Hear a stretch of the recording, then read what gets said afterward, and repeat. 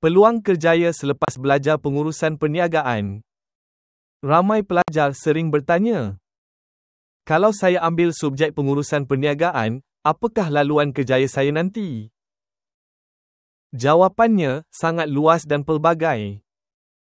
Antara peluang kerjaya yang boleh diceburi termasuk pengurus operasi, pegawai sumber manusia, eksekutif pemasaran, usahawan atau pemilik perniagaan, pensyarah, pegawai kewangan, penganalisis perniagaan, business analyst, perunding pengurusan.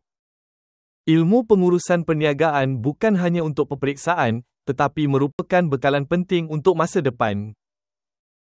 Jika anda bercita-cita membina kerjaya yang fleksibel, profesional dan bernilai tinggi, inilah langkah pertama anda.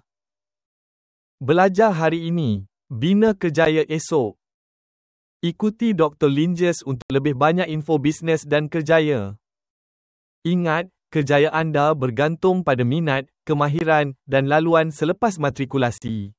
Rancanglah dengan bijak.